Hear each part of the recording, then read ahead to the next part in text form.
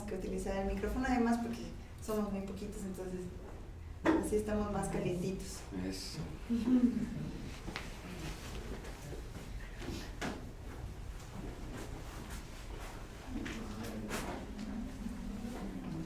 Bueno, buenas noches, quería agradecerles a todos por estar aquí presentes hoy. Con esta charla inauguramos aquí en el Fondo de Cultura Económica Ecuador las primeras jornadas de pensamiento crítico, filosofía y teoría, pues en gestión y propuesta de la Escuela de Pensamiento Crítico Las Babas del Diablo. En la escuela estoy súper orgullosa de que estén aquí porque es muy interesante poder tener espacios de reflexión, de comunicación y de diálogo sobre la filosofía. Y para abrir esta charla tenemos pues a Diego Chamorro, que es parte de este grupo de la Escuela del Pensamiento, y la charla de hoy es acerca de los espectros de la teoría literaria en la Academia Ecuatoriana. Sin más, le cedo la palabra a Diego y bueno, esta siempre es su casa y los esperamos con mucho gusto.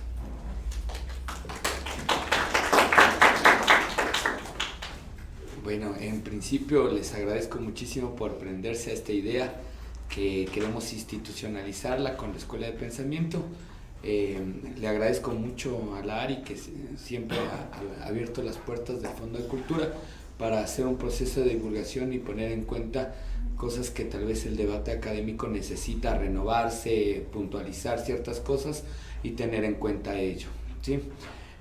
Como ustedes tienen ya la agenda, van a ver que va a haber personajes muy interesantes en las siguientes semanas también, que son, bueno, muchos de ellos fueron profesores también míos de la universidad y que les tengo fuerte cariño y que también tienen todavía muchas cosas que decir para el restablecimiento propio de la academia, que sería muy importante poner este restablecimiento o poner en relevancia tópicos que a veces no se los ve, sino que están muy afuera del medio, ¿sí?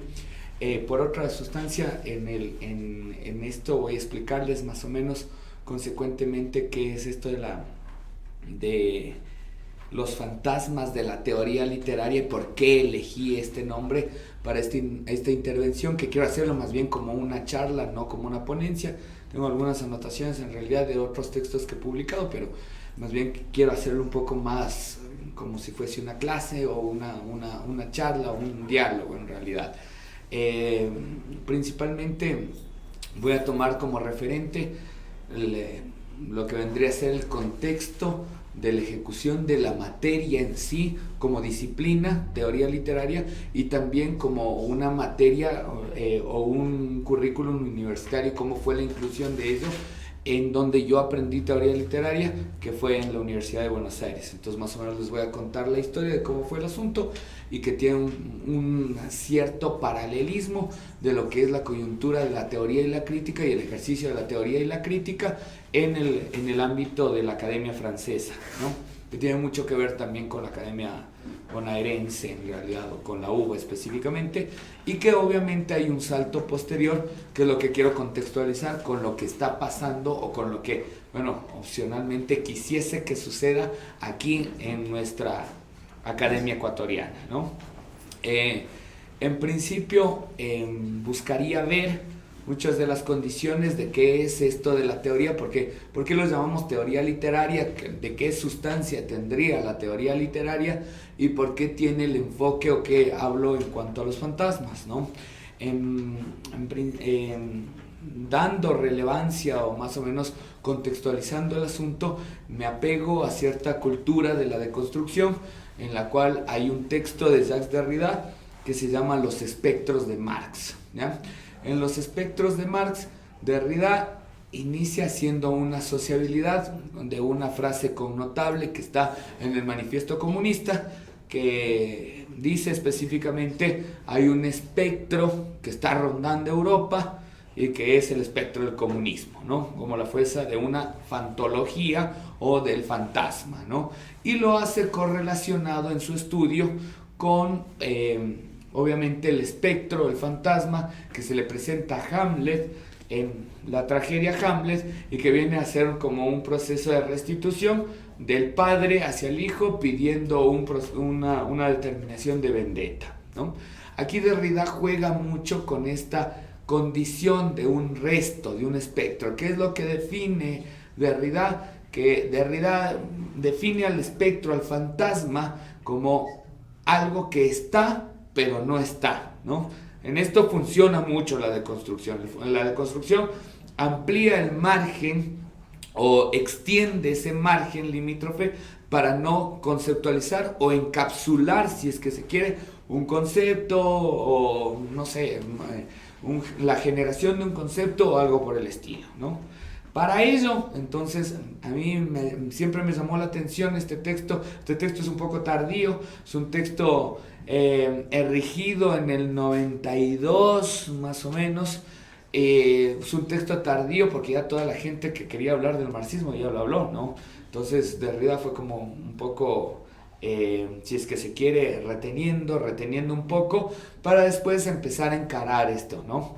Y cuando habla del espectro, la fantología, o cuando habla específicamente de lo que viene a acontecer como ese resto, como esa presencia y ausencia a la vez, es lo que permite para la deconstrucción jugar en un entre. Pensemos en la idea de un balcón, ¿no? El balcón tiene como una condición de que está en lo público, es público, donde me puede ver la gente, pero a la vez es privado porque está dentro de mi casa, si es que se quiere. Eso es más o menos la figura del entre o el resto que busca la deconstrucción y más o menos parametrizar de lo que quiere decir Derrida. Yo voy a tomar esta figura teórica de Derrida para decir que este entre o este resto fue como una fantología, unos fantasmas o espectrales, si es que se quiere, que quedaron diluidos o que se quiere restituir dentro de la teoría en la academia aquí, ¿ya? Sirve muchísimo esto, este nivel de presentación en realidad, o este producto vinculativo, este vocativo hacia la deconstrucción. Primero porque la deconstrucción muchos lo toman como un proceso, una metodología de lectura, otros lo toman como si fuese, no sé, una teoría literaria. De hecho, la deconstrucción recae muchísimo, la deconstrucción de Derrida recae muchísimo en la escuela de literatura de Yale, y se forma el grupo de Yale, ¿no? Encabezado por el conocido Harold Bloom, que después se deslinda de la deconstrucción, ¿no? Dice, no, yo no tengo nada que ver con ello, pero él hizo una edición que se llama Deconstrucción y Crítica, en donde sale él, sale Derrida, sale Gillis Miller, Geoffrey Hartman y compañía. Todos los grandes críticos literarios, y Paul de Man, perdón, todos los grandes críticos literarios de Yale tienen una huella deconstructiva porque encontraron en la deconstrucción un resto teórico muy fuerte que le acometía una metodología de lectura impresionante. Cansados de lo que vendría a ser anteriormente esa figura en la academia norteamericana que va a ser el New Criticism, ¿no? Bueno, el que estaba en florecimiento en los 50. Derrida explota en el 67 y a la academia gringa ya a los 70, todo el postestructuralismo llega como un proceso de importación bastante grande a los gringos, ¿no? A la academia norteamericana, que tiene fuerte relevancia porque después fue llamada la French Theory. Y aquí me voy a permitir tomar unos minutos para explicar eso, porque nosotros aquí en las academias latinoamericanas, si es que se quiere, llamamos teoría literaria. Nosotros llamamos teoría literaria. En realidad, por afuera, o en Europa, o en los Estados Unidos, que son las academias fuertes que nosotros mantenemos dentro de ese vínculo, ellos no los llaman teoría literaria, ellos los llaman teoría nada más, ¿no? Y consecuentemente tiene una distribución en ello porque, por ejemplo, hay un texto que se llama Gödel, Escher y Bach, que es un texto realmente de un científico que ganó un Pulitzer, y este texto empieza a hacer como un análisis de cierto tipo de sustitución del yo a través de algoritmos matemáticos. Yo diría, ¿qué tiene que ver esto con la literatura? No, tiene que ver mucho, ¿sí? Muchas veces cuando nosotros vamos dentro de las escuelas de literatura o dentro de las apropiaciones mismas, no digo tal vez de la escuela secundaria, pero sí de la academia universitaria, en las escuelas de literatura, donde yo fui perteneciente también, me doy cuenta que le damos rigor a una tendencia específica de lo que va a ser un análisis inmanente. Y a veces poniendo un poco de lado o dejando un poco de lado la figura de la teoría literaria o hasta la misma procesión de la criticidad. ¿Qué viene a ser la crítica en realidad? La crítica es como una dimensión táctica de la teoría. Eso es lo que viene a ser la crítica, una dimensión táctica de la teoría, ¿ya? Dentro de esto tendríamos que ver qué es lo que ha pasado con el espectro crítico y teórico aquí en el Ecuador, también, ¿no? Poniendo en cuenta este tipo de restituciones. Y en una de las cosas también, a mí lo que me llama la atención es que muchas personas, por ejemplo, no sé, leen Bourdieu exquisitamente como si fuese un estratagema sociológico. Entonces, si es que no eres sociólogo, no puedes leer Bourdieu. No me permito para ello, ¿sí? O si es que no eres psicoanalista, no puedes leer Freud, no puedes leer Lacan. No sería así. El dinamismo tal vez de la teoría literaria o de las especializaciones en teoría o tal vez el proceso de expansión que me permite la teoría literaria es que yo puedo manejar la teoría literaria desde un texto, no sé, se me viene a la cabeza el golpe de dados de Mallarmé, por ejemplo, como si fuese un producto teórico, o podría leer, no sé, se me viene a la cabeza también Crepúsculo de los ídolos de Nietzsche como si fuese un producto teórico, y asimismo podría leer el Seminario 8 de Lacan como si fuese un producto teórico. Y no tengo ningún inconveniente con ese manejo en ello, porque todo eso me va a ayudar a mi proceso de reflexión, de intensificación, y que la inmanencia no sea solo particularizado dentro de un texto, ¿ya? Si es que tuviese que hacer texto literario, o sea, crítica de un texto literario, si es que fuese en ese caso, ¿ya? Entonces, ¿desde dónde parte, o desde dónde quise partir esta intervención? Es específicamente en relocalizar, como les había dicho, dos mundos. Uno, la especificación de lo que es la Academia Francesa, y otro, lo que es la Academia de la Universidad de Buenos Aires. ¿Por qué la Academia Francesa? Porque me parece que hay dos textos que empiezan a irrumpir el mundo crítico y el mundo teórico, o cómo empezar a focalizar la teoría o la crítica desde otra ordenanza, ¿no? Específicamente hablo de dos textos de Barthes, uno que se llama Sarracín, publicado en 1963, y otro que se llama Crítica y Verdad, que es publicado en 1966. Tengamos en cuenta que están próximos al Mayo francés, ¿no? Tomo la oportunidad que también es una connotación aprovechando el Mayo francés, ¿sí? Y que se viene a hacer un procedimiento dentro de ello que van a ser estas jornadas de pensamiento crítico, filosofía y también teoría, ¿no? No dejemos de lado la teoría porque a veces es como la última rueda del coche y podría ser bastante funcional en realidad. Bueno, tomo estos dos textos, principalmente Crítica y Verdad en el 66, porque empieza una polémica, ¿sí? Empieza una polémica con un profesor de la Sorbona que se llama Picard. Picard era experto en Racine. Él tenía la cátedra principal de letras clásicas francesas que daba Racine, ¿ya? Y él dijo específicamente, así se lee Racine. No hay otra forma de leer Racine. Barthes dice, creo que no. Creo que hay otras formas. Y saca este texto Sarracín y SZ, que son dos textos que empiezan a desglosar y desvincular la manera clásica o inmanente de leer Racine. Entonces eso para la Academia de la Sorbona o para la Academia Francesa fue un golpe bastante fuerte, ¿no? Y Picard sintió un golpe bastante fuerte, empieza a sacar su defensa, polémica en este caso, en revistas y en su propia institucionalidad académica, y Barthes saca otro texto que va a ser Crítica y Verdad, donde empieza a relatar qué es lo que pasó con Picard, y luego dictamina y dice, bueno, estas son las maneras, ¿no? Y ojo cómo se llama el texto, ¿no? Crítica y Verdad. Bastante suntuoso lo que empieza a elaborar Barthes. Y a partir de ello, la gente tiene otra proposición de cómo leer esto. Más aún tendríamos que ver qué es lo que pasa en esa institución. Lo que hace Barthes es desafiar la autoridad de la institucionalidad académica francesa, con nombre la Sorbona. Eso es lo que hace Barthes. Y esa es la condición teórica y crítica que se necesita. 1. 2. Hay una parte en realidad que Barthes empieza a mencionar lo que va a llamar el estado literario o el estado de la literatura. Estado con E mayúscula, ¿no? Este estado de la literatura va a ser como un surgimiento institucionalizado de lo que es la literatura y cómo debería ser concebida la literatura en ese entonces, en los años 60.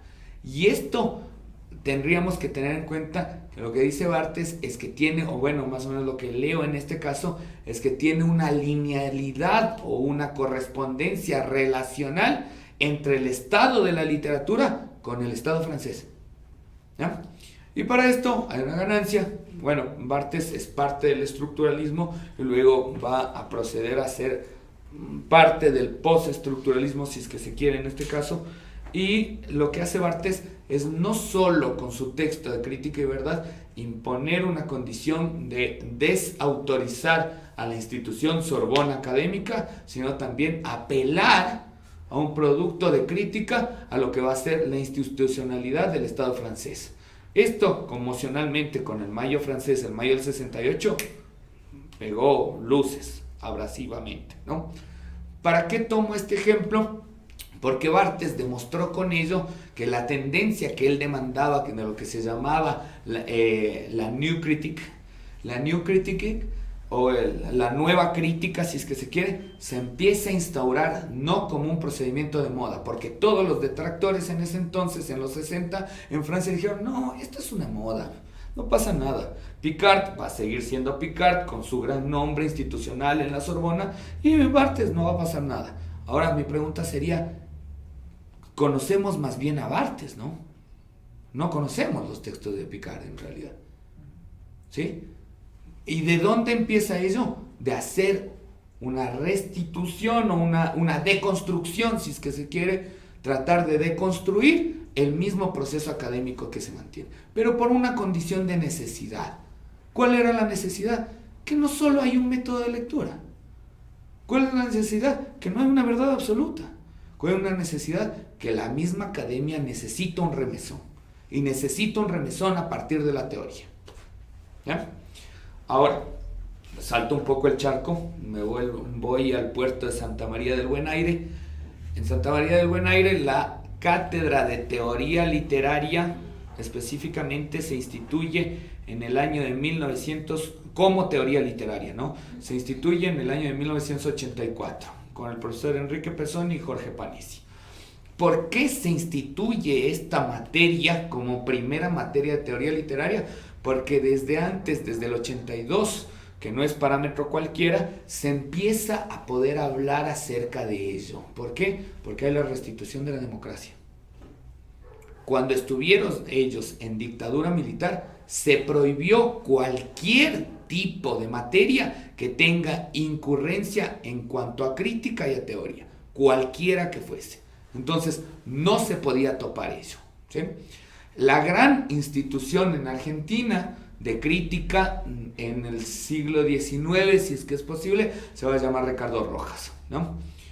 Y Ricardo Rojas saca un manual de cómo leer, por ejemplo, el Facundo, de cómo leer, no sé, el Martín Fierro y todos los textos como instituidos de la Academia Argentina, ¿no? Y todo el mundo tiene este proceso como si fuese una verdad casi de los universales y particulares que alguna vez habló Platón, Aristóteles lo restituyó y Kant siguió como una normativa de la razón, ¿no? Y a veces nosotros tenemos como implantado ello, ¿no? ¿Cómo viene a cambiar esta formulación?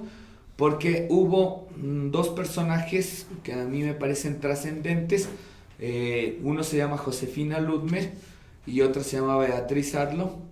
Y estas dos mujeres muy propositivas, académicas increíbles, grandes profesoras, excelentes críticas literarias, incentivan a toda la gente que hagan algo que se llama la Universidad de las Catacumbas. ¿Eso qué quiere decir? En el año creería finales del 77, inicios del 78, ellos crean una institución que se llama la Universidad de las Catacumbas. Es decir, toda materia que sea enfocada o textos de teoría literaria que vayan a ser restituidos estaban denominados ahí. Pero no se podían reunir en la universidad, no se podían reunir en el edificio de la Facultad de Filosofía y Letras. Se reunían en cafecitos, por ejemplo, o se reunían en casas de profesores, o se reunían en casas de personas que estén interesadas en ello. ¿Y qué vincula ello? Una necesidad. La gente, en este caso, después de un proceso opresivo muy grande que va a ser la dictadura militar argentina, que tiene un cauce de 30.000 desaparecidos, con una cifra bastante obscena, demanda una aglomeración de que la gente quiere poner en cuenta las cosas y tratar de entender qué es lo que está pasando, ¿no? Y eso da la Universidad de las Catacumbas, que en el año 1985 se instituye la cátedra de Ludmer, que va a ser teoría 2, ¿no? Por si acaso, si es que quieren saber algo de ello, está este texto que es el desgrabado de las clases, se llama Clases 1985, algunos problemas de teoría literaria, y es la edición y prólogo de una gran colega que se llama Annick Lois, que ahora es del grupo de estudio de Jean-Marie Schaeffer en Francia. Bueno, para esto, ¿para qué quiero llegar en ello? Porque Ludmer propone algo que es muy novedoso, principalmente en los años 77 y 78 hace grupos de estudio en los cuales busca un generativo de hacer primero principios de algo que la teoría ha sido necesaria y que no está en constitución de ello, que son procesos de traducción propia de ello. O sea, hace grupos de estudio para leer en lengua original al teórico y poder hacer un proceso de traducción, ¿sí? Para hacer traducción tienes que ser experto en ello, ¿no? O sea, experto en el teórico que estamos manejando y manejar lenguaje teórico, ¿no? Y eso es lo que empieza a connotar también a que se una otro tipo de gente y empiezan a llamar, agarrando el modelo francés de Barthes en el 66, que empieza a modular el New Critique francés, que no fue una moda cualquiera, sino que ya para el 77 tuvieron 10 años de vigencia muy grande, en donde el 77, 78, más aún en el 85, el estructuralismo y postestructuralismo francés empiezan a ser casi la condición de los regentes académicos, teóricos de toda la academia europea y norteamericana, ¿no? No fue una moda cualquiera, es algo que está restituido y grande. Ellos toman una manera y dicen, tomando ese modelo nosotros vamos a llamar la nueva crítica, ¿sí? ¿Y qué es lo que van a hacer? Una ejemplificación de ello es tratar de anular las primeras cabezas inductivamente no literarias, ¿no? No están pegándole al Martín Fierro así nomás, sino están sacando un nuevo estratagema de cómo pensar literatura. Porque en ello, la primera conducción de esto es pensar qué es literatura. O qué hace que esto sea teoría y no una opinión cualquiera, ¿no? Esas son como las primeras preguntas que se inducen para empezar a hacer teoría literaria, ¿ok? Y luego de esto, nosotros tenemos un bloque muy interesante, ¿no? Acá en Ecuador sucedió algo parecido, ¿no? No en teoría, pero sí en posicionamiento de grupos literarios, ¿no? Estoy hablando específicamente de los sánsicos. ¿Por qué se llamaban sánsicos, no? Conocemos las samsas, ¿no? ¿Qué era la samsa? La reducción de las cabezas, ¿no? En los años 70, acá en Ecuador, empieza a ser una vindicación lógica de ciertos modelos desde afuera para empezar a asociar y empezar a, no sé, voy a utilizar la palabra de Platón, simulacro, para hacer una procedencia, no una copia, sino un simulacro de lo que estaba pasando en los modelos literarios de afuera, ¿no? Teniendo en cuenta que nuestra herencia literaria estuvo fuertemente aclamada dentro de la proposición de la narrativa, obviamente por la generación del 30, de un realismo muy fuerte, y la isla aparte, que va a ser Pablo Palacio, ¿no? Y al otro lado tuvimos una fuerte, yo llamaría como un fuerte tiempo de producción poética en Ecuador, en donde está obviamente toda la generación de Capital, que duró muy poco, obviamente por decapitados, y al otro lado lo que va a ser el posmodernismo, el mal llamado posmodernismo ecuatoriano, con Jorge Carrera Andrade, Gonzalo Escudero y Alfredo Gangotena, ¿no? Llega posteriormente a estas grandes cabezas icónicas que tuvieron mucho que ver. Si nosotros vemos las tres figuras, tanto Jorge Carrera Andrade, ¿no?, como, no sé, Alfredo Gangotena y el otro Gonzalo Escudero, los tres diplomáticos, viven en Francia, vivieron en Francia.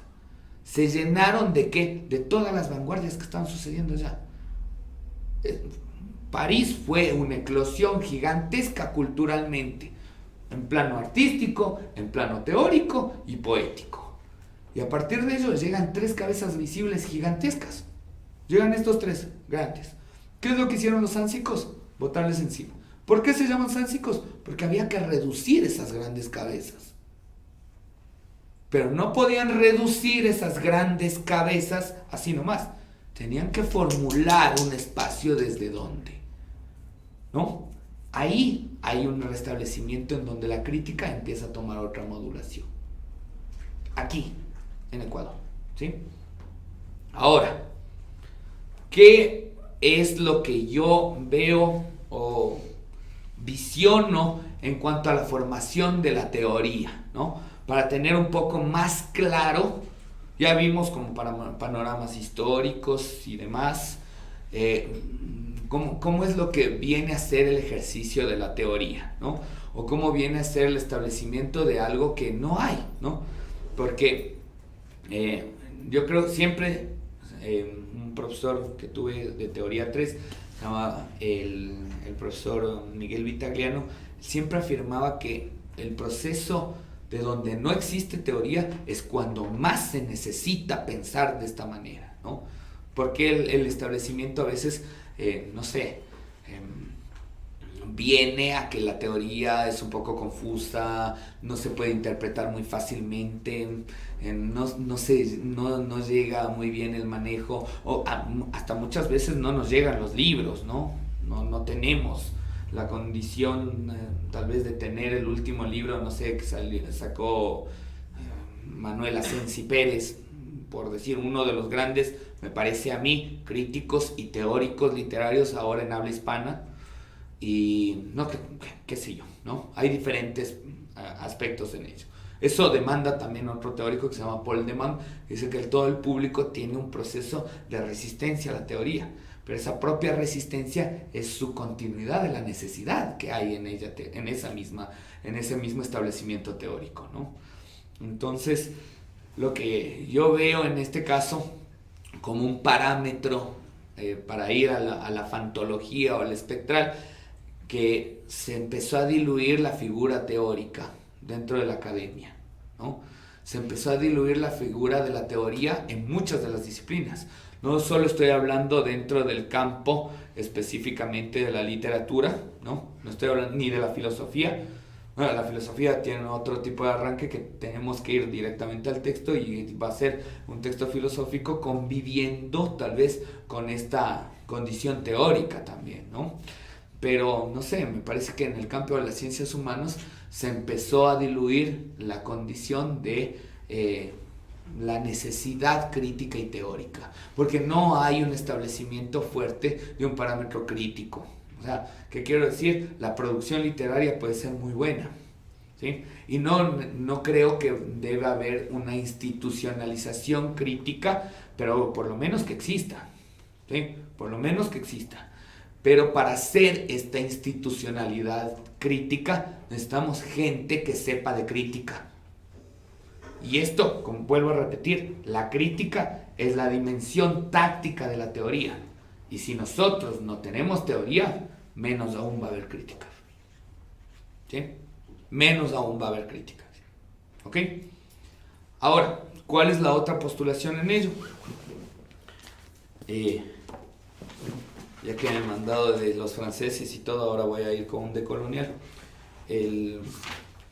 el profesor Walter Miñolo, que es el ejercicio de la decolonialidad y que antes daba clases en la Universidad de Buenos Aires, una vez fue invitado a una clase de teoría y dijo algo muy interesante, ¿no? En el campo en sí de la teoría, cómo deben haber 5 características para que exista el establecimiento de este campo teórico. Entonces yo tomé nota y decía, voy a pensar cómo es eso. Entonces voy a tratar de filtrar eso. Lo primero que dijo Miñolo, que me llamaba la atención, es que exista un campo material de ello. Que exista un campo material. El campo material en mi disciplina van a ser los estudios literarios, ¿no? Los estudios literarios. Para otras disciplinas pueden ser, qué sé yo, la psicología, el psicoanálisis, la sociología y demás, ¿no? Dependiendo del caso o la filosofía, si es que fuese. No. La segunda característica que maneja Miñolo, que también me llamó mucho la atención, dice que debe haber un objeto de estudio, ¿no? Este objeto de estudio, obviamente, es el corpus o el recorte dentro de ese dominio de estudio, que para nosotros va a ser el texto literario, porque otra de las condiciones que más se busca o que se atañe es que a veces, no sé, dentro de la academia, propiamente aquí hablo, ¿no? Aquí el profesor académico universitario de literatura específicamente te dice, no, pero la teoría no nos sirve. ¿Por qué tenemos que leer teoría si podemos leer, no sé, Medardo Ángel Silva? Yo nunca estoy diciendo que dejemos de leer Medardo Ángel Silva. Yo nunca estoy diciendo que dejemos de leer Borges o que leamos el Atahualpa Guañuy o esto. No, no. El aparato tiene que estar. Un aparato literario que tiene que estar. Y tenemos que conducirnos a ello. Ese corpus, ese recorte para nosotros va a ser una obra literaria, pero para otras personas pueden ser casos, no sé, en psicología o en sociología puede ser un establecimiento lógico de un acontecimiento histórico, no sé, se me viene a la cabeza, ¿no? La tercera característica que viene a ello dice que tiene que tener un nivel de integración teórica, que yo digo que es una codificación de nociones y conceptos. ¿Qué es esta codificación de nociones y conceptos? Cuando uno está leyendo teoría, tiene que basarse dentro de estas formulaciones. Primero, la teoría siempre se va a hacer en un mecanismo. La teoría no es dócil, es incómoda, es violenta, es virulenta, ¿sí? Incomoda, es pesada, no le gusta a la gente, ¿sí? Bueno, a unas personas así como yo, por ejemplo, ¿sí? Somos raros, entonces tenemos que buscar ese plan. No sé, alguien tiene que hacer el trabajo sucio. Pero esta codificación siempre tiene que estar establecida, que nunca va a surgir por un mecanismo cualquiera, como instituido históricamente, si es que se quiere, ¿ya? Siempre tiene que tener algo de una problemática. O sea, la teoría surge cuando yo creo un problema para hacer un establecimiento dentro de esa teoría. Si no, no funciona, pues. Si no, sería leer teoría por leer nada más, ¿no? La cuarta característica que decía Miñolo dice, el conjunto de problemas a resolver. Nos topamos con ello. Entonces, ¿qué es esto? Esto es construir una hipótesis de lectura. No puedo leer, por ejemplo, Medardo Ángel Silva solo por una constitución. O sea, está lindo leer por un placer estético. Lo valoro totalmente, ¿sí? Pero cuando se hace en la academia, por ejemplo, dentro de la restitución universitaria, nosotros debemos leer a Medardo Ángel Silva, pero con un norte, pues. Alguna hipótesis tiene que salir de ello. Porque si yo vuelvo a replicar lo que anteriormente me había dicho, no sé, por dar en cuenta una clase, a mí me dio Medardo Ángel Silva en la universidad, el doctor Julio Pasos Barrera, que le respeto, lo quiero y lo admiro un montón, pero también yo tengo también algo que decir de ello, de esa lectura de Medardo Ángel Silva, ¿no? Y por último, la quinta, dice que tiene que haber una contingencia histórica. Y para mí eso se traduce en una gravitación del contexto en el surgimiento del desarrollo de la teoría. ¿Qué quiero decir con ello? Cuando nosotros estamos haciendo un proceso de reflexión teórica, tiene que tener una conducción hacia ello. Y ahí es donde parte algo que se llama la multidisciplinariedad, porque eso es lo lindo de la teoría. La teoría es multidisciplinaria. Y si es que yo necesito, para dar un ejemplo, ¿no? Mikhail Bakhtin, gran teórico ruso, ¿sí? Como un postformalismo ruso, él para hacer, en un texto muy lindo que les recomiendo, que está aquí en Fondo de Cultura Económica, se llama Problemas a la poética de Dostoyevsky, ¿ya? Un libro pequeñito, está en breviarios, que es fantástico y que tiene una conducción de algo. ¿Qué es lo que hizo Bakhtin? Leyó Dostoyevsky, ¿no? Y lee la teoría de la relatividad específica, ¿sí? Einstein. Agarra, estaba en boga Einstein en ese año, estamos hablando de los entre el 15 y el 20, que es la teoría de la relatividad específica. Lee la teoría de la relatividad específica y Bakhtin dice, voy a crear algo genial en cuanto a ello, porque el producto de la teoría de la relatividad específica pone a temblar dos constituciones que para la física son increíbles. Uno es el espacio y otro es el tiempo, como si fuese en este caso la modulación del tiempo, un espacio en movimiento. Es lo que hace Einstein. Eso se le viene a la cabeza obviamente a mi amigo Bakhtin. Bakhtin agarra esto y dice, fabuloso, fabuloso. Esto para literatura, para Dostoyevsky se va a llamar cronotopo, ¿ya? Que es una condición, no es solo la unión del tiempo, lo cronológico, con la topología o el topos del escenario. No es una constitución, o sea, el cronotopo es una constitución teórica más aguda con ello, que tenemos que pensarlo a través de esto. ¿Qué le sirvió para ello? Einstein. Si uno me dice, ¿qué vamos a leer de Einstein que tenga que ver con la literatura? Mucho. Todo nos puede servir, ¿sí? Y de ahí podemos tomar mucho de, no sé, se me viene para hablar dentro de otras proposiciones, hay una fuerte cantidad de estratagemas teóricos y críticos que van a venir del marxismo, específicamente de la lectura del Capital. Entonces leo el Capital de Marx, 5, 8 tomos, y luego puedo constituir un ejercicio crítico de acuerdo a ello. Ejemplos de eso hay full. Raymond Williams, Marxismo y Literatura, ¿no? Antonio Gramsci, Literaturas Nacionales, ¿no? Terry Eagleton, Introducción a la Teoría Literaria. Terry Eagleton también, Marxismo y Crítica Literaria. Vuelvo a Raymond Williams, Lectura y Crítica, ¿sí? Ingleses y gringos que empezaron a leer el Capital de Marx, dijeron, vamos a hacer con ello también un ejercicio de crítica, ¿no? Hereditarios de ello mismo, el mismo postestructuralismo, un poco, no sé, tal vez tan hereditarios de los neomarxistas, sino también podría ser, qué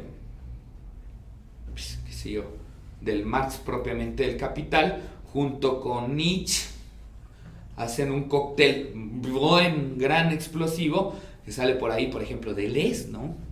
¿Sí? Deleuze, que parecería que no habla de literatura, sí, habla mucho de literatura. Tiene un texto específicamente de Kafka, el mismo texto de Nietzsche, un apartado que se llama Acción y Reacción, y es un texto, un tratado de teoría literaria. Pero tenemos que tener en cuenta eso. ¿Cómo se da esa codificación? La codificación no está puesta. Eso es lo interesante de la teoría. Porque la teoría no es un impulso de que esté puesto, o normado, o clasificado, o estandarizado. La teoría es dúctil y yo puedo crear a partir de ello. Si no, dejaría de ser teoría, pues. ¿Sí? Y por otro producto, ahí acabo lo de Miñola. Voy a ver algo que a mí me llamaba mucho la atención, que mencionó Ludmer en una clase, que se llamaba las problemáticas de la denominación de la disciplina, ¿no? También las categoricé en 5 partes. La 1 dice, ¿por qué hablar de teoría literaria y no teorías literarias? ¿Ya? ¿Por qué hablar de teoría literaria? No es un universal, por si acaso, ¿no? No es una única teoría literaria. Existen dentro de la... Si nosotros hablamos, por ejemplo, a mí me tocó dar un curso en la Católica acerca de teoría literaria para una maestría, y lo primero que se me puso a pensar es que la teoría literaria es un invento bastante novedoso en realidad, ¿no? Digamos desde los años 20 en adelante, si es que sería siglo XX. Pero luego me puse a pensar y digo, bueno, en realidad, por ejemplo, si yo leo las Confesiones de San Agustín, estoy en un tratamiento de narratología, de cómo se debe concebir el tiempo, por ejemplo, ¿no? O si leo la Crítica del Juicio de Kant, también tiene un estratagema de teoría literaria, si es que se quiere. ¿sí? Pero teoría en sí, como espectro lógico de ello, vendría desde los 20 en adelante, ¿no? Desde el formalismo ruso, ¿no? Y para ello, ¿por qué hablamos de teoría literaria y no teorías? Porque toda esta consecución, tanto el formalismo, el estructuralismo o no sé, el marxismo, vienen a constituir una condición que va a ser la teoría literaria con mayúsculas, si es que se quiere, como disciplina, ¿sí? Que antes no estaba constituida, ¿sí? Y aquí es muy difícil hablar de teoría literaria en sí, porque en la academia no existe también una materia en sí dentro de los cursos de grado que se llame teoría literaria, ¿sí? No ha habido, si es que quiere. Yo que estudié letras en la Católica, de repente, por ejemplo, no sé, tuve muchas semióticas, pero no me dieron teoría literaria como materia. Y eso a mí me llamaba la atención, ¿no? O por ejemplo, tengo una literatura nacional, tuve la oportunidad de recibir literatura rusa, una profesora increíble que le admiro muchísimo, que se llama Ekaterina Ignatova. Ignatova manejaba mucho lo que era el formalismo ruso y ahí nos dio unas pastillas de formalismo ruso, ¿no? O sea, leamos Tristan Todorov, la antología de formalismo ruso que hay ahí. Ya, bien, pero eso no es en realidad estudio de teoría. ¿Por qué? Ahí voy a la segunda, al segundo campo de ello, que la teoría literaria no debe confundirse con la historia de las teorías literarias. Eso no es, ¿ya? ¿Por qué? Porque se estudia, insisto, se estudia teoría literaria no de una manera cronológica, se estudia a partir de las contiendas, de los problemas, de las polémicas que existen. Porque cuando hay una irrupción, como incomoda la teoría literaria, o como incomoda la teoría en sí, tiene varias contiendas. Se basa en contender, en polemos, en la polémica que existe en ello, ¿no?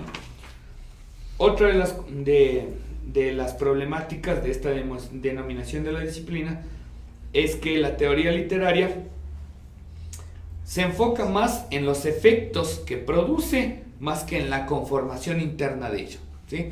O sea, ¿qué quiero decir con esto? Por ejemplo, había a mí me llamaba la atención de ¿cómo se llamaba? Un seminario que dio un profesor, que se llama Eduardo Gruner. Gruner sacó un seminario que se llamaba Polémicas eran las de antes, y en todas estuvo Sartre, ¿no? Era la manera o la ductibilidad de ver que Sartre contendía con todos, pero no es que Sartre se ponía a discutir con todo el mundo, sino que el ejercicio filosófico sartreano o la teoría del existencialismo sartreano es muy, muy productiva para poder contender desde diferentes aristas a ello. Un minutito más y luego damos un paso a las preguntas. Otra de las cosas que me llama mucho en esto, primero voy a tratar de definir qué es esto de la teoría literaria, ¿no? Cuando hablo, por lo menos lo que trato de distinguir en ello, cuando hablo de teoría literaria, primero hablo de un discurso especulativo, ¿no? ¿Qué es esto de la función especulativa? La palabra especular viene de speculum, y speculum a su vez en latín significa espejo. ¿Y qué es espejo? Lo que refleja. Si yo hago una simulación de un espejo, en el espejo nunca va a estar la imagen de la realidad, sino una representación de esa realidad. Esa representación de la realidad es la especulación de esa misma realidad, ¿sí? Entonces, cuando hablo de teoría literaria, hablo específicamente de un discurso especulativo, ¿ah? Y segundo, tomando en cuenta que ninguna teoría es una verdad absoluta, no puede fungir en ello, ¿no? El segundo apelativo que tengo es que la teoría literaria, al ser especulativa, no puede repetir lo que quiere explicar. O sea, yo tengo un modelo reiterativo que vendría a ser la imagen, y cuando hago ese ejercicio reflex, ya que está aquí una cámara reflex, el reflejo, o en este caso el espejo que existe en ello, nunca va a ser la misma cuestión o la misma cosa que está aquí. Eso es el efecto, es la postulación de la teoría, ¿no? Y por último, tengo que, obviamente, la teoría tiene cierta complejidad interpretativa. Sí, tiene cierta complejidad interpretativa, porque demanda una condición de un discurso que no es totalmente claro. ¿Sí? No hay una precisión de ello. ¿Sí?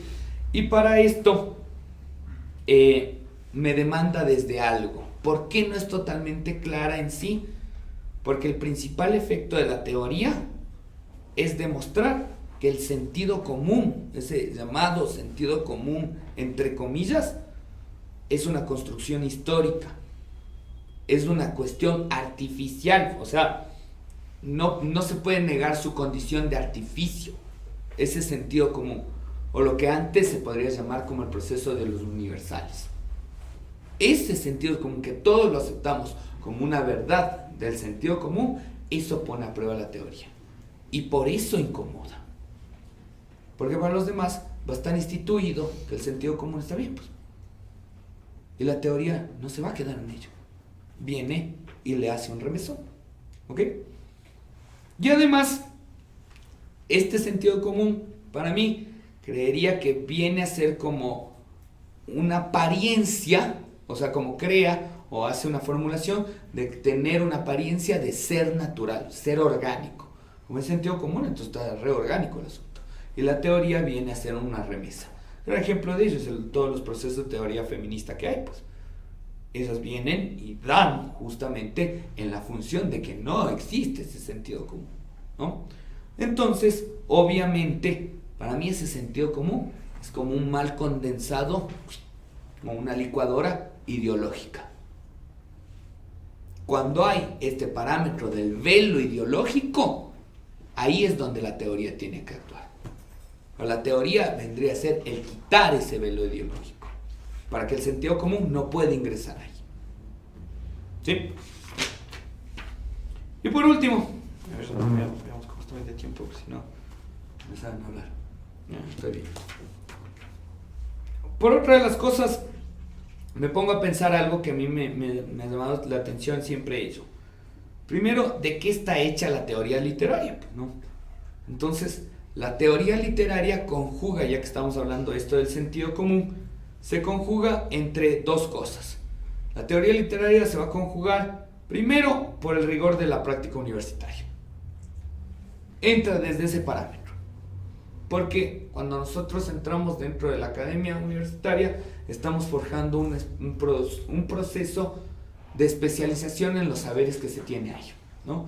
Entonces, cuando ingresamos a ello, se da esta parametración de un rigor, vuelvo y repito, rigor de la práctica universitaria, ¿sí? Ya establecida anteriormente, y también, obviamente, lo que diría, no sé, como ese agravio de poner de lado lo que habíamos llamado el sentido común. Entonces está como un versus de dos cosas, ¿no? Un rigor universitario, pero en contra de ese sentido común, ¿sí?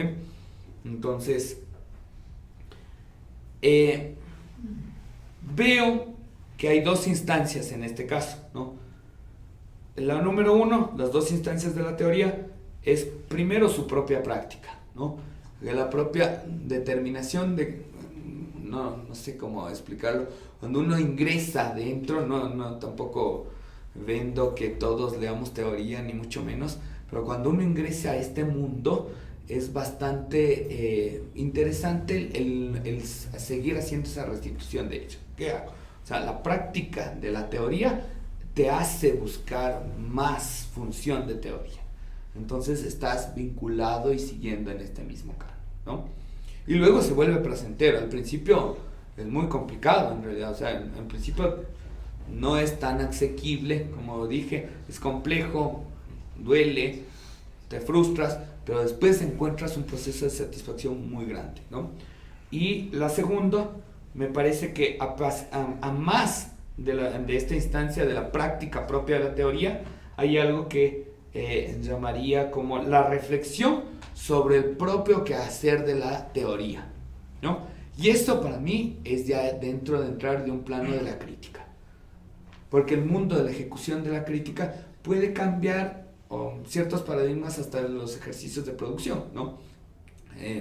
Ahí voy a tener en cuenta yo tenía un profesor que se llama Ezequiel de Rosso, que siempre a mí me llamaba mucho la atención lo que él decía, que el crítico tiene que hacer dos cosas, ¿sí?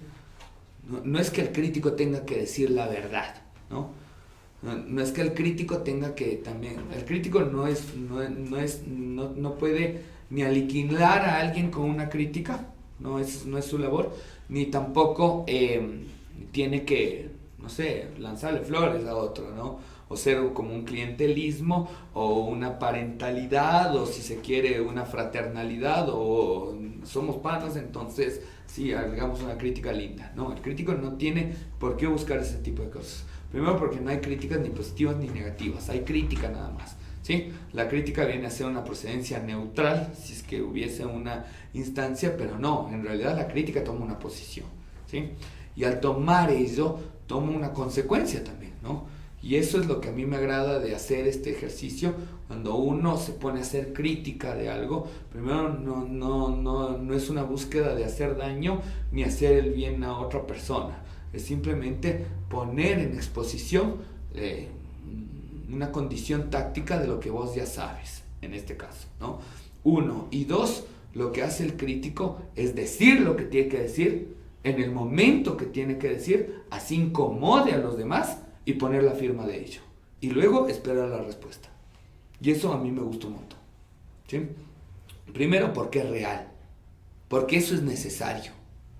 Porque aquí estamos colmados de un proceso de restituciones en donde la misma academia de donde debería partir el ejercicio crítico está plagado de clientelismos y de fraternalidades y amiguismos. Así entonces, porque es mi pana, yo mando a leer esto. Así, porque es mi pan, entonces, y en ellos mismos se mueve la producción misma del ejercicio crítico, entre comillas, que yo lo pondría en tela de duda, ¿sí? Y otra de las sustancias en ello es que cuando está el ejercicio más grande de la producción teórica, es también el ingenio que debe tener en esto, ¿sí? Porque placenteramente meterse a un poema y seguir leyendo está todo bien, o meterse en una novela y seguir leyendo está todo bien, pero meterse en un libro de teoría y seguir leyendo hasta el final es tener un compromiso con ello y ser dúctil e ingenioso con eso, ¿sí? Ya. Y por último quería retomar una función de lo que se llama los modos de leer, porque esto siempre va a servir. Todos tenemos un procedimiento funcional que se van a llamar los modos de leer o los modos de lectura. ¿Qué son estos modos de lectura? Unos modos de lectura principalmente, hasta son clases, que yo lo he visto, ¿sí? Son clases que a veces los profesores tienen institucionalizado y sacan la hojita ya amarilla y te dicen cómo tienes que leer, no sé, a Pablo Palacio, ¿sí? Y ese es el dictamen unificado del modo de lectura. Primero, el modo de lectura no es institucionalizado, ¿sí? No es institucionalizado. El modo de lectura tiene que ser particularizado, pues. Y ahí es donde la teoría viene y rompe con ello. El modo de lectura es un proceso histórico también. No nos alejemos de ese parámetro, ¿no? El modo de lectura es artificioso y es creado. Y no tiene que ser como un paradigma a seguir, nada más. Y lo más bonito de hacer crítica y teoría es que no hay otra persona que te venga y te diga, no, loco, no, está bien, no está mal. Porque todos estamos hablando de un discurso especulativo de ello, ¿sí? Bueno, eso es lo que tenía que decirles en realidad, nada más. Quisiese abrir un rato para poder dialogar, habían ya preguntas en ello y bueno, de acuerdo a eso podríamos dialogar un poco y también tengo un par de ideas, pero primero, antes que se me vaya el tiempo, quisiese escuchar lo que tengan que decir también con eso. Había una pregunta. Pareció chévere lo de Noll, que ves, son caminos, sería ir de la teoría al texto literario, ¿no? Pero me quedó en la cabeza la idea de que, y esa es la pregunta, ¿podría ser que de un texto literario ir hacia no en la teoría literaria, pero podría ir hacia una teoría sociológica o hacia otro tipo de teoría. Te pongo un ejemplo. Ahorita estoy revisando el texto de Los revolucionarios lo intentan de nuevo, que habla de cómo votamos presidentes aquí en Ecuador. ¿Verdad? A mí se me ocurre que por ahí podría haber una pista para hacer una teoría sociológica de los populismos o algo así. Entonces, podría haber ese camino, o sea, desde el texto literario hacia otras ramas de las humanidades y fabricar teorías a partir de eso. Sí, por supuesto. La pregunta es netamente pertinente y válida. Primero porque la teoría es una condición multidisciplinaria, ¿no? Entonces, por ejemplo, insisto, vuelvo a tomar el ejemplo de Bakhtin, ¿no? Bakhtin no solo leyó a Einstein en este caso, sino que él descenebró las partituras de Johann Sebastian Bach, por ejemplo, porque él fue el creador de la polifonía y saca algo que se llama la polifonía en la novela.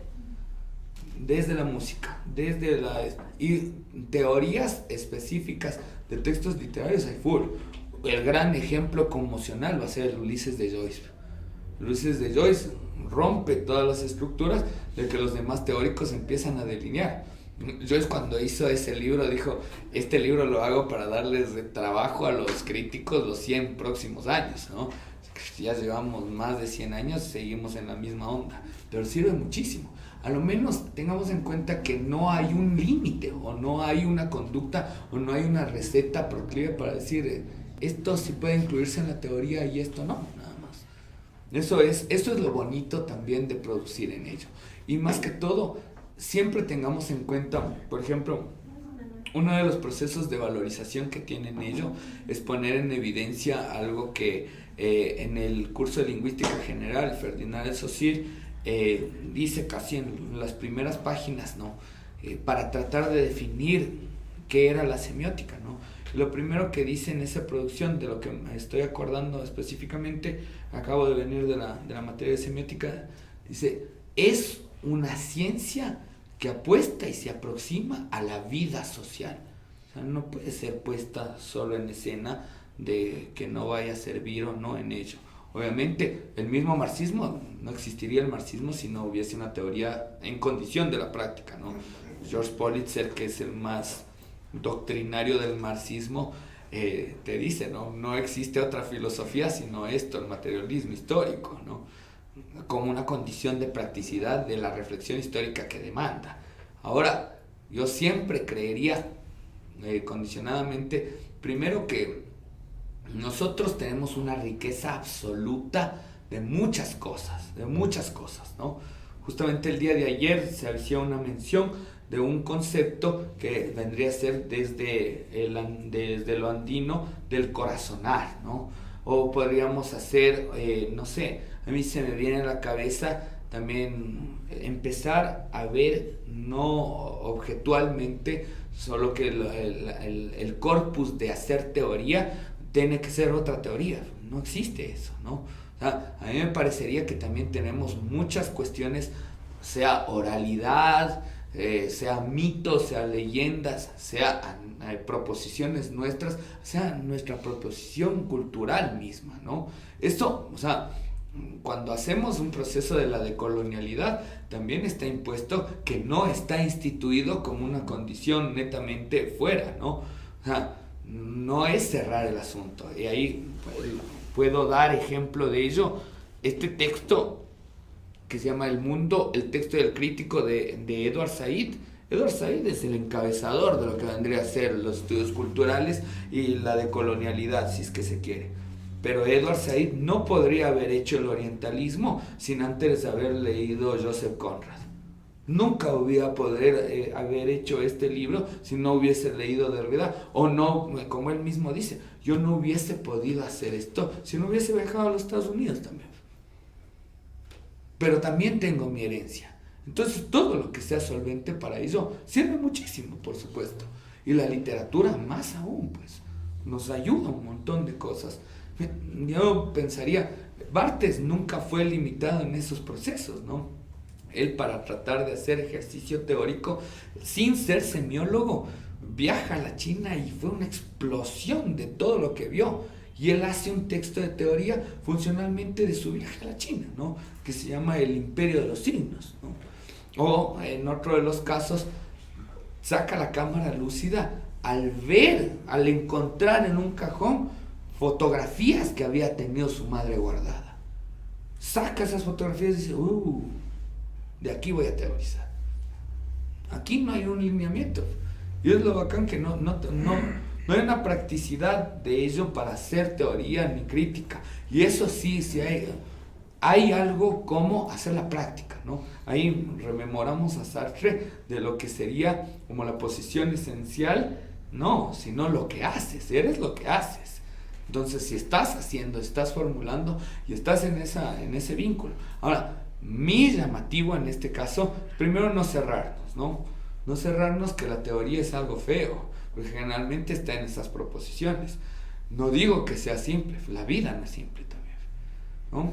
Pero, insisto, si uno tiene una proposición en ello y se inmersa dentro de este mundo teórico, luego va a ser bastante, no sé si resignificante o no sé si placentero en sí, pero lo que sí sé es que te va a dar otro cambio de perspectiva de cómo ver el mundo.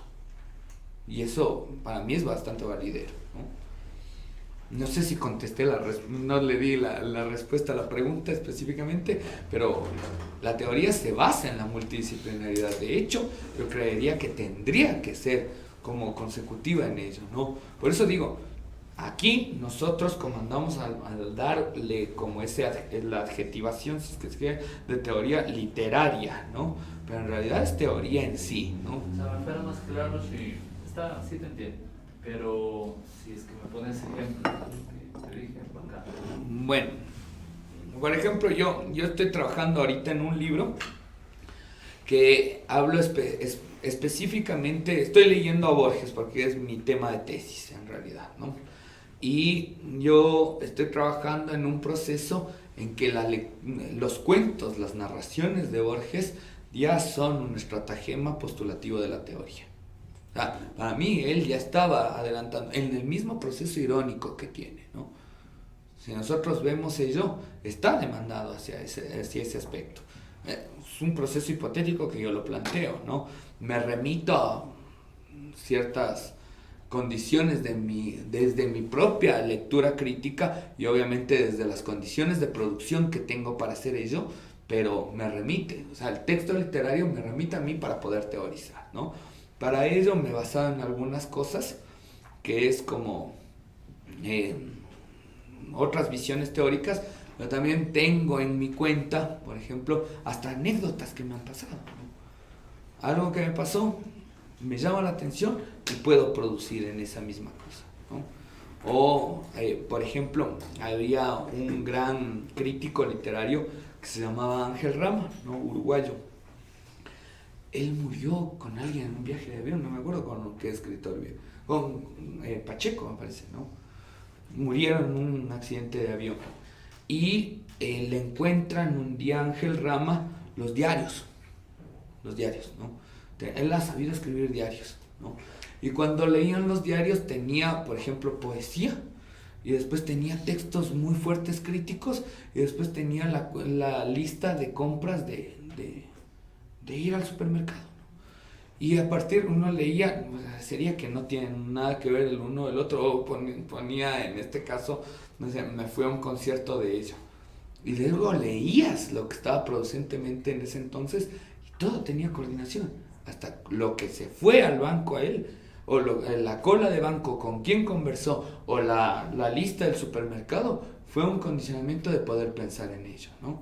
Nosotros leemos los diarios de Kafka, es un texto de crítica literaria muy interesante en realidad, una autocrítica si es que se quiere, ¿no? Entonces, me parecería que la teoría literaria primero no tiene un estratagema de decir, este es el modelo de hacer crítica, o este es el modelo de hacer teoría, porque no hay cómo, pero sí hay una condición en ello. Todo te puede servir, por supuesto que todo te puede servir, ¿no? Experiencias de viaje, qué sé yo, ¿no? Hay una para mí es un gran, es una gran exponente de la crítica literaria, no sé si llamarlo totalmente, es ecuatoriana, pero más elaborado dentro del canon argentino, que es la Dani Alcíbar, que también va a estar en estas charlas el 24 de mayo, va a estar la Dani aquí justamente. Ella hizo una producción teórica muy interesante, una producción crítica muy interesante dentro de la Academia Argentina también, porque los dos estudiamos allá, y la Dani habla acerca del paisaje y del viaje, y tiene una restitución porque ella misma viajó, pues, y hace esa conglomeración de cómo es mi practicidad con ello, ¿no? Yo nunca veo que ninguna procesión en este caso, y más que, bueno, para mí la historia del Ecuador es muy rica en todo, ¿no? Es riquísima en condiciones de que todo lo que nos ha pasado hasta parece ficción, pues parece totalitariamente ficción, ¿no? Un día yo hablaba allá en Buenos Aires con una persona y me decía, nosotros tuvimos en 8 presidentes en una semana. Yo tuve 6 presidentes en un amanecer, güey. Y parecería de locos. No, es así. Y eso mismo nos podría pensar. Ahora, todo tiene que ser consecutivo como sea el manejo del corpus que yo tenga, ¿no? Si bien es cierto que me puede servir, no sé, una fotografía o me puede servir una experiencia, tiene que tener una restitución argumentativa de todo lo que puedo poner en ello, ¿no? Porque si no, puede ser un poco desfachatado hasta cierto punto. Sí. Por favor. Bueno, no sé, tal vez siguiendo un poco de esa misma pregunta, yo creía que también desde el campo psicológico hay ejemplos sumamente ricos en ese sentido. Me parece que Lacan en el seminario 6 hace un análisis bastante fuerte de Hamlet, Claro. y también tiene un seminario que es el seminario La sobre carta robada de Poe. Claro. O sea que la literatura sí puede volverse teoría, sí se puede teorizar a partir de ese ejercicio. Totalmente. También el Ulises de Joyce, que en ese campo Lacan lo desglosa bastante amplio en ese sentido. Bueno, Freud hace de Miguel Ángel también, ¿no? Miguel Del Ángel. Moisés de Miguel Ángel. O de Da Vinci. O de Da Vinci, ¿no? Y en ese sentido, tal vez buscar esta aproximación no solo de la teoría literaria, sino algo más allá como la teoría del arte, ya que como se mencionó ayer, como el tema de la pintura, de la escultura, que no significa en sí una figura, sino más una marca o una huella que se deja, y a partir de eso se puede teorizar. Creería que más que pregunta como comentario, que también se puede estructurar o buscar vías a partir de esa lógica, de no solo quedarse con la literatura, sino también ampliar el tema con el arte. Bien mencionaste el tema de cómo desglosar estas notas, esta ópera. Me parece que hay bastantes ejemplos de eso. Incluso por parte del cine, Zizek hace un análisis sumamente exhaustivo de obras como Hitchcock. La guía perversa de la ideología y la guía perversa del cinema ideológico también, ¿no? Y eso como comentario. Gracias. No, sí, por supuesto. Y me parece muy pertinente porque el arte promueve en ejercicio de producción teórica y crítica, ¿no? Eso es totalmente de acuerdo, ¿no? Y insisto, la categoría de teoría literaria en sí es un apelativo que nosotros lo manejamos acá desde esa instancia, ¿no? Pero de ahí es teoría, ¿no? O sea, por ejemplo, hay un libro de Bourdieu que se llama Las reglas del arte. En las reglas del arte tiene una asociación de la teoría de los campos intelectuales, ¿no? De los campos funcionales, de lo que no solo sociológicos, ¿no? Sino más allá aún. Entonces, a mí el arte es la apertura natural para pensar, porque eso es lo que hace el arte, ¿no? El arte lo que hace es cambiar y transformarse, y que cuando te transforma también hace un producto de reflexión, más aún dentro de ese medio, y sirve para teorizar, por supuesto, ¿no? Había preguntas. Sí, como justo siguiendo lo que dijo él, y yo también estuve... Me acuerdo. Entonces, como partiendo de eso que planteaba ayer sobre la estética y el juego, que, o sea, ficha que es en el juego de la representación, por ejemplo, me hace pensar también, te quería preguntar, ¿cómo tú ves las políticas que establecen los discursos de los géneros, por ejemplo, los géneros literarios o los géneros del arte?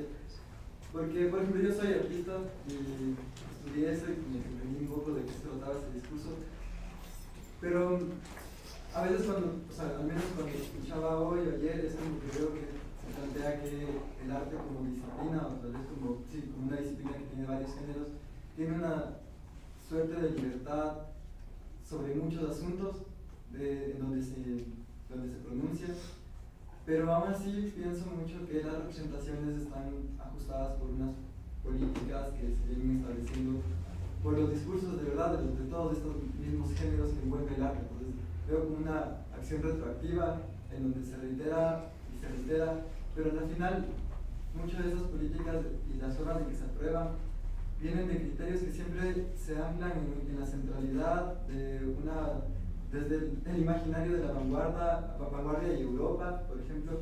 Entonces, no sé, cuando tú hablabas hace un rato de otras posibilidades de géneros literarios, como podría ser la oralidad o otros referentes para construir la crítica en este caso, desde la teoría después de una crítica, veo que hay como, o sea, es un efecto muy a largo plazo. Entonces, hasta que ya llegue el momento donde, por ejemplo, ahora todo el mundo habla de corazonar y hace 3 años nadie le cachaba tanto a Patricio Guerrero, me parece que hay como unas apuestas que siguen siendo muy estéticas, como en ese momento de la reflexión en donde puede la crítica leer o el público en general leer. O sea, creo que es un lenguaje que se va enarbolando en un mismo discurso de verdad, lo que te decía ayer del Rama, no, perdón, sí, de Ángel Rama. Ajá, De ese ejemplo de cómo se constituye una sociedad que va siguiendo y va reiterando ese discurso, ¿no? Entonces, ahí te digo ¿cómo es que esas políticas cómo se podría hablar críticamente de esas políticas que se vienen construyendo en ese proceso de translocalización del discurso del que se está como constantemente generando diálogo? Bueno, creería que ahora nosotros en cualquiera de las premuras que se está haciendo, sea el estudio particularizado, y eso hay que dar un establecimiento propio de ello, ¿no? Una de las cosas que se ha buscado, por ejemplo, para hablar del producto literario, era la autonomía de la literatura, ¿no? Y luego se habló de posautonomías de la literatura y también de la autonomía del arte, o visionar qué es arte, qué no es arte y qué corresponde. Y en cuestión de los géneros, ahí yo recomendaría, por ejemplo, leer un texto que se llama La Ley del Género de Jacques Derrida, ¿no? En donde él hace un establecimiento que no existe, una delineación estereotípica de un enclaustrar así, este género y este género así, sino más bien hay una condición de romper ese margen o esa limitación del género propiamente, ¿no? Una de las cosas. Y dos, creería yo que también, por ejemplo, para dar un ejemplo, en la Facultad de Filo y Letras de allá de la Universidad de Buenos Aires se da Teoría 1.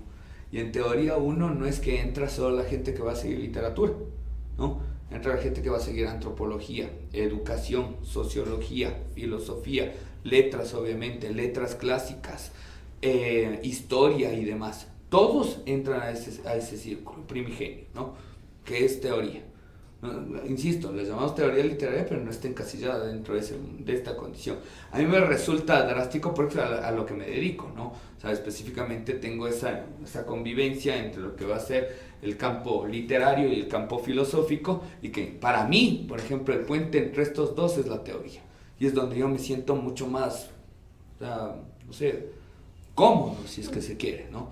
Pero ahora el régimen estético va a estar ahí siempre, ¿no? Nosotros podemos hablar de estética a partir de ¿qué? La lectura de Hegel, de la estética de Hegel, ¿no? Pero podemos leer Pierre Sorlin, las estéticas del audiovisual, por ejemplo, o qué sé yo. Todo va cambiando dentro de esos paradigmas, no sé. No te puedo dar una respuesta optimizada de que ahora va a cambiar las cosas o sí o no.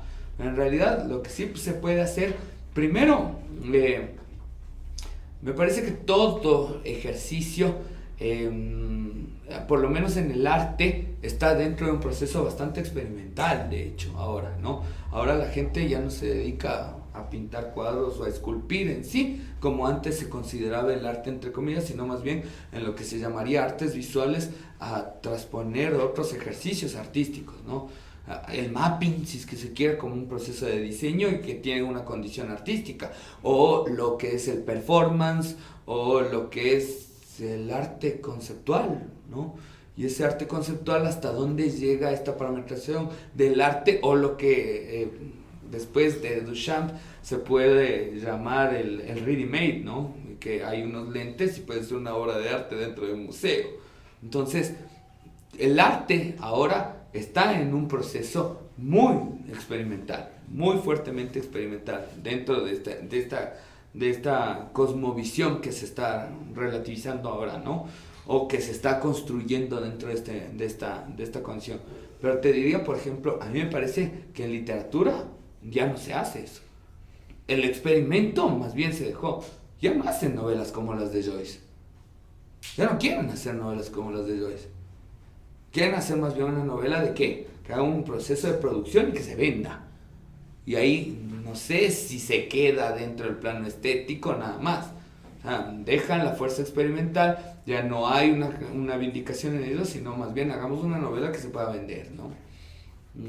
Hablando de esa misma estratagema, lo novedoso de ello, o sea, para hacer crítica de arte, también hay que tener en cuenta muchas otras proposiciones, porque el espectro artístico se hace gigantesco, ¿no es cierto?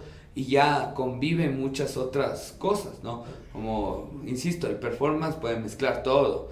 Puede mezclar hacer una pintura ese rato, puede mezclar una puesta en escena, puede mezclar, qué sé yo, hacer un discurso, un proceso retórico, o ejercer, no sé, como un acto performático teatral, o tocar música, o lo que sea. Entonces, me parece que en realidad se amplían las líneas del margen en cómo conceptualizar el arte. A mí me parece re positivo en realidad, que sea cambiante y que no, que tal vez el público no esté nocional en ello y rompe muchas cosas, ¿no? Como por ejemplo, se hacen obras de teatro, que antes el teatro estaba demandado como una condición de visualización, ¿no? Ahora se hace teatro para ciegos, ¿no?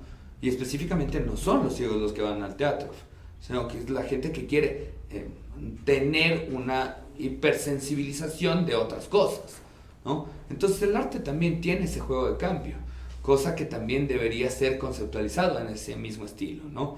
Me arriesgo, por ejemplo, no sé, uno de los grandes teóricos que yo veo, no sé si llamarlo teóricos o críticos de arte, para mí se llama Jacques Rancière, ¿no? Podría estar como medio devaluado, así es medio anarco, qué sé yo, no lo restituye mucho, pero a mí es realmente interesante lo que postula Rancière. No solo, por ejemplo, en textos como la aestética, o sea, condicionar un límite de no esteticismo, ¿no? Sino también en modular desde que el aprendizaje está en otra revelación, maestro ignorante, por ejemplo, ¿no? Que cambia toda la virtud de cómo concebir otras cosas. O si es que se quiere el espectador emancipado, ya no tiene la virtud de que la obra de arte está aquí en el escenario, no, la obra de arte está desde allá. Ustedes son los que están haciendo esta proposición como un elemento artístico, si es que se quiere. Entonces, no sé, o hay otros tipos de figurativos como Didi Uberman, que ahora plantea un nivel de historicidad a partir de consecuencias de leer a Walter Benjamin, ¿no? Leo, un teórico que murió en los 40, ¿no? Si es que se quiere, y que ahora tiene un proceso de restitución, y desde ahí, desde el plano historicista que él tiene, puedo definir una nueva historicidad desde la estética, ¿no? Interesante postura, novedoso. Ahora, lo que yo sí llamaría, en este caso, es que también la producción artística tendría que llenarse en consecuencia también de otros espectros como lo que acabamos de hablar, ¿no? Leer Rancière no le viene mal, a nadie creería, ¿no? No le viene mal Didi Uberman, Guy Debord, si es que es posible, ¿no? Sorlin y demás. La verdad es que son gente que está trabajando en consecuencia de ello, ¿no? Y yo siempre he dicho, no sé si la teoría le puede cambiar la vida a alguien, en realidad no sé si pase eso, o un texto de crítica no pase en ello, pero bueno, mal no le va a hacer en realidad, ¿no? A nadie. Entonces, para ahí me parecería que si hay un espectro de renovación en muchas cosas, en cómo hacer la producción desde el estamento crítico, pero yo no sé en realidad si es que hay una institucionalidad del discurso crítico para que el artista o el escritor tome en cuenta ello. Yo no sé si es que hubiese. En otros países puede ser que sí. O sea, están pegados al ojo al crítico a ver qué está diciendo, ¿no? No, a ver qué está leyendo, qué hace en esa proposición.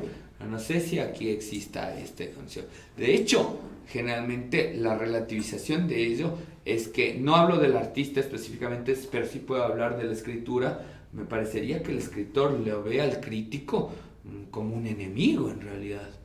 No, estos son enemigos, entonces nosotros no nos acercamos a ellos. Más bien alejémonos, estamos haciendo bien las cosas. Yo no soy quien para decirle a nadie que está haciendo bien o mal en eso. Cada uno puede escribir, tiene que escribir lo que tenga que escribir. Insisto, la legalización o la coyuntura del crítico es poner en evidencia ciertas cosas, como poner las cartas sobre la mesa, ¿no? Como el ejercicio del tarot que se hizo hace unas semanas acá, ¿no? Se ponían las cartas sobre la mesa y el otro se revelaba qué es lo que le estaba pasando, ¿no? Eso me pareció muy intensivo, ¿no? No sé si pude contestar en realidad a lo tuyo. Por favor. Buenas noches. Yo realmente quisiera señalar como unas fisuras epistémicas que veo directas en la teoría crítica. Pues yo me topé con la teoría crítica por ahí en el año 2005-2006, ¿sí? Y a partir de eso me empezó una serie de, no llamemos de objeciones, pero es una serie de dudas frente a sus planteamientos y su presupuesto, ¿no? Digamos, si tomamos como punto de partida que gran parte del pensamiento contemporáneo avanza a través de categorías que van siendo resemantizadas a través del tiempo. Digamos, es uno de los ejercicios muy interesantes que hace la teoría crítica. Pero yo veo como una fisura epistémica esa abnegación especulativa que hay dentro de la teoría crítica. Lo digo en la medida en que se abstiene de ser una verdad absoluta, pero en últimas, dentro de su interior podemos encontrar de que no deja de ser una teoría de la verdad, que puede ser interpretada desde diferentes ópticas, diferentes escenarios. ¿Sí?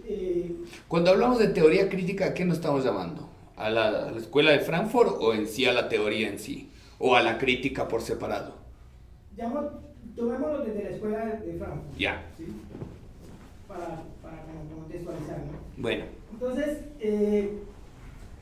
esa negación no me deja señalar de que detrás de todo eso se quiere como postular una verdad que puede ser interpretada, ¿sí? Una pluralidad de conceptos que pueden ser vistos a partir de mis experiencias subjetivas, como usted ahorita lo señalaba. Veo también algo que me sigo pensando mucho, y es esa tensión metodológica.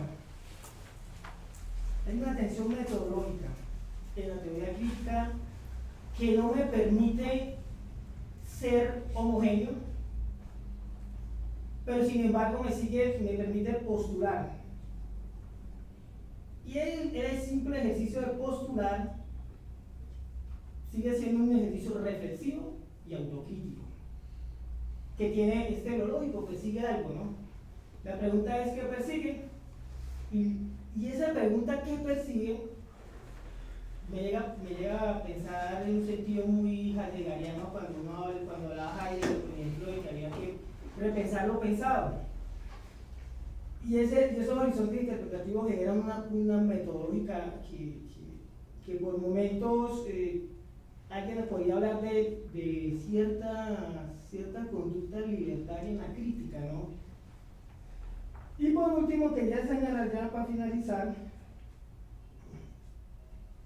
que esa teoría especular que hay en el corazón de todos sus presupuestos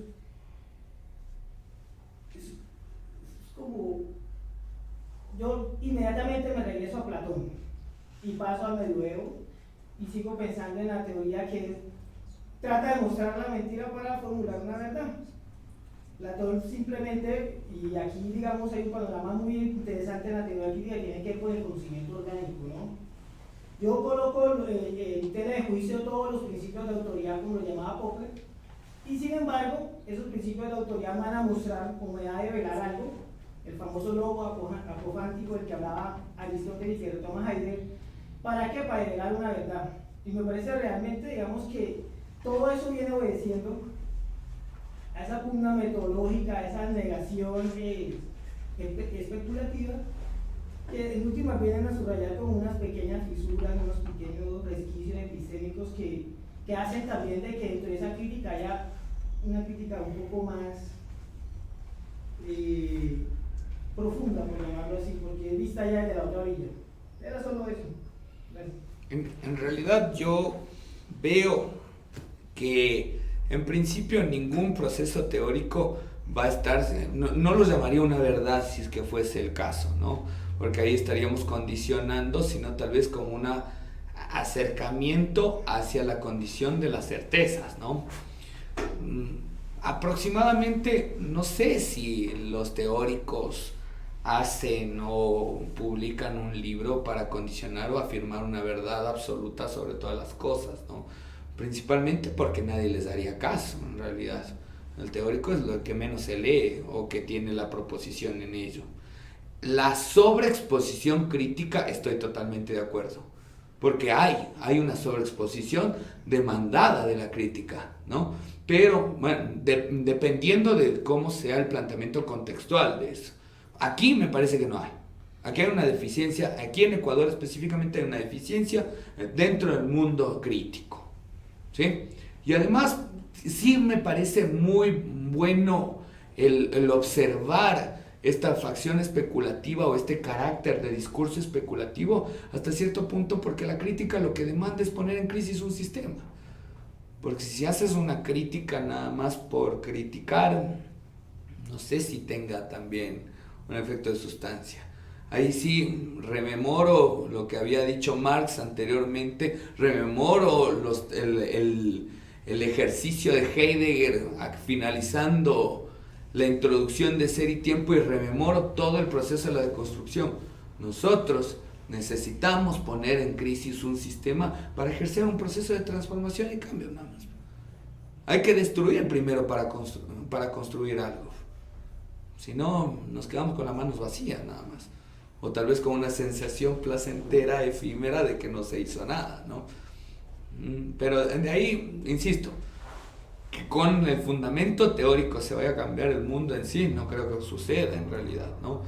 Pero hay que tener una huella de eso, ¿no? Las fisuras que se habla dentro de ese medio está dentro de lo que vendría a ser la ética epistemológica. Tal vez la teoría, la filosofía se permitiría mucho más ética epistemológica, por supuesto que sí, ¿sí? Porque hay un nivel de convivencia muy drástico con la epistemología, pero tal vez la teoría no. Y esa sea una licitud que tenga, que puede ser virtuosa, o tal vez puede ser un defecto, no lo sé. No, para mí me parece que está conllevado hacia un proceso de realización y desarrollo. Si no hubiese esta permisión, no hubiese un ejercicio de arriesgar en cuanto a la polémica, en cuanto a la contienda y a la divergencia que exista en el formular teoría en realidad, ¿no? Sería como el planteamiento en realidad que veo o que condiciono, ¿no? Bueno, si no hay nada más, les agradezco muchísimo a todos y por supuesto les invitaría a que estén que vengan a este tipo de charlas. Fue muy rico para mí tener una interacción con todos, ¿no? Y que sigamos construyendo en conjunto este tipo de espacios que es muy necesario, ¿no? No solo para la academia, sino para todos en realidad, ¿sí? Les agradezco muchísimo, ¿no?